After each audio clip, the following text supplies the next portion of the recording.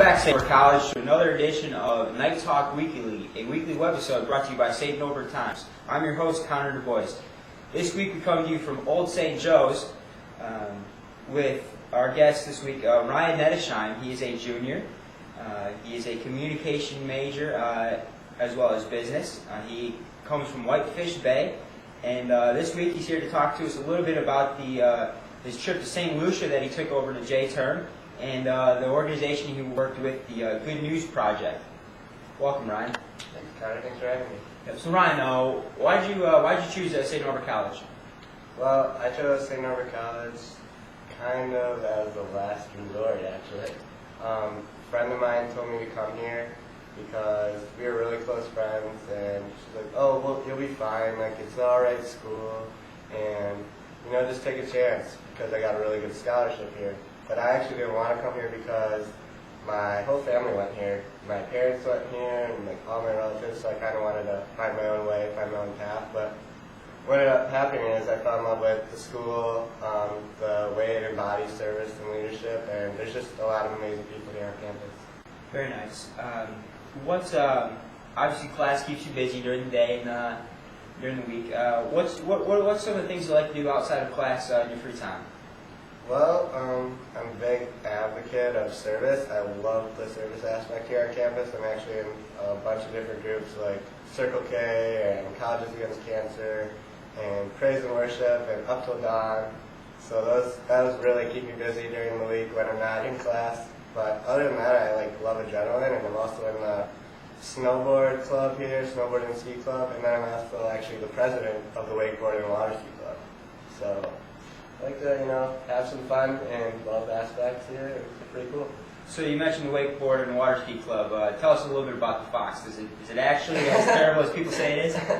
See, I'm going to say it's not actually as terrible as people. People argue with me all the time. All the bio majors say, "Oh yeah, we take samples from the water," but I'm like, you're not out there, and I don't come out with gills or extra arms.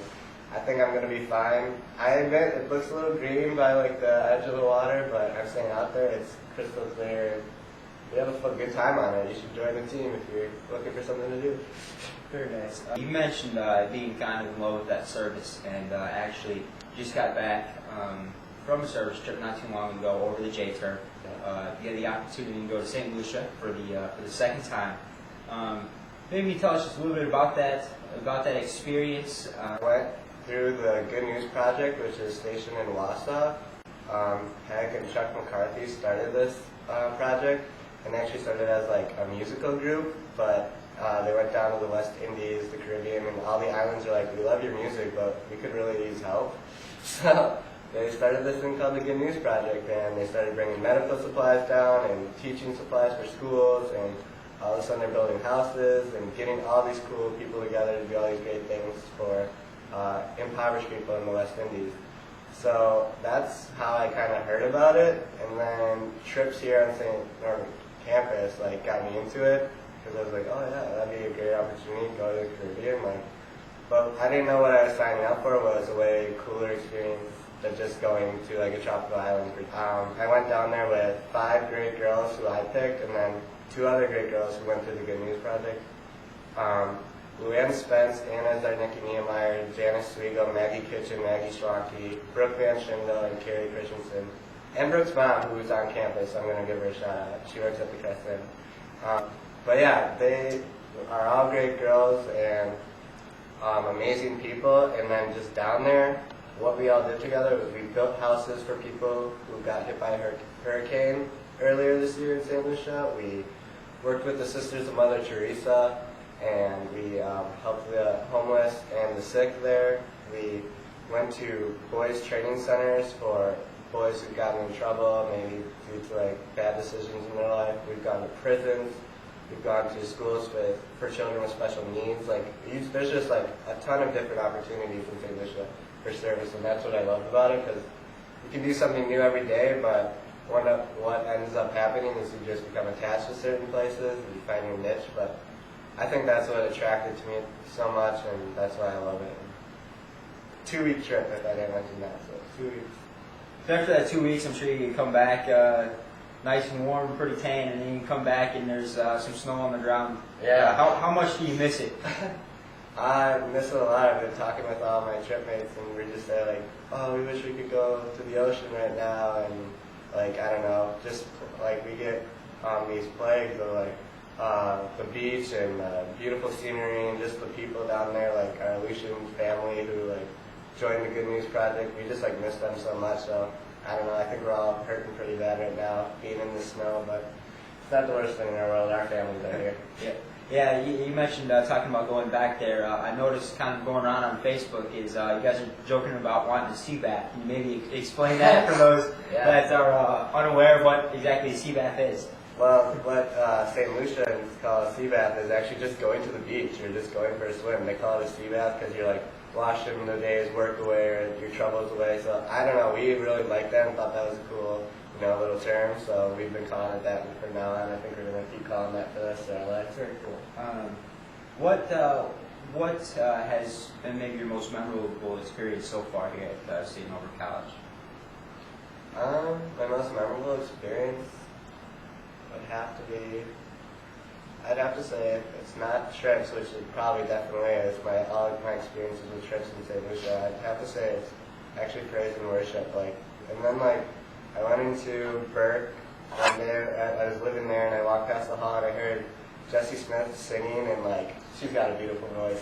If anyone's ever heard her, and they were doing this thing called praise and worship, and I walked in, sat down, and I'm like, oh, I really like this, and you can pray, you can reflect, you can dance, you can do whatever you want. So I told her, I play the drums, can I play with you sometimes? And then it's history from there. We really connected, and now we just bringing joy to campus through music and worship and prayer. So it's pretty cool. Very cool. You mentioned that you just kind of walked in and said, "Hey, I play the drums." Looks like you brought your drum along with us, with you today. You mind just playing? Do you mind just playing a little bit for us and maybe letting people know what they can find maybe at the praise and worship session or something of that nature? Okay, I can do a little bit, but it's not going to be as good because Jessie Smith isn't here to sing along, but I don't know.